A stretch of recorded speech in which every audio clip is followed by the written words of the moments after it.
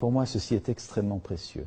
Il y a infiniment plus d'intelligence dans deux cœurs qui essayent de se rapprocher. Je dis bien essayent parce qu'on n'arrive pas toujours. Il y a bien plus d'intelligence dans deux cœurs qui essayent de se rapprocher que dans deux intelligences qui essayent d'avoir raison à coup de gourdin, qui est malheureusement quasiment le seul modèle que nous ayons.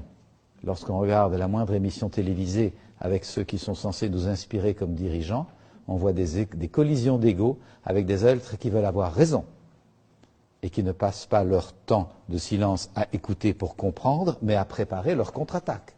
C'est d'une misère d'absence de discernement. C'est d'une grande, grande pauvreté. Prenez un petit moment d'écoute de vous-même pour aller voir les moments où vous vous retrouvez dans des rapports de force, dans cette prétention à avoir raison, à vouloir convaincre l'autre. Vous entendez dans ce joli mot que personne n'a envie d'être un convaincu.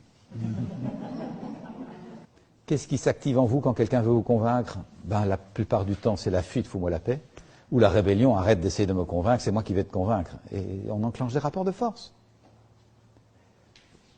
Il est temps de changer le modèle, c'est vraiment un enjeu citoyen de nouveau. Et d'arrêter de s'accrocher à une vieille croyance que l'homme est un loup pour l'homme et que la violence est l'expression de la nature humaine. Waouh, qu'est-ce que nous avons été plombés par ce système de pensée. J'ai entendu ça dans le petit cours de psycho que j'ai reçu dans mes études de droit. Tout petit cours de psychologie. L'homme est un loup pour l'homme. La violence est l'expression de la nature humaine. Ça fait 25 ans que j'expérimente le contraire. La violence n'est pas l'expression de notre nature. La violence est l'expression de la frustration de notre nature, ce qui n'est pas du tout la même chose. Si vous êtes aimé, reconnu, trouvez du sens à votre vie, avez une joyeuse appartenance, vous savez comment déployer vos talents et le monde autour de vous vous y encourage, pourquoi seriez-vous violent?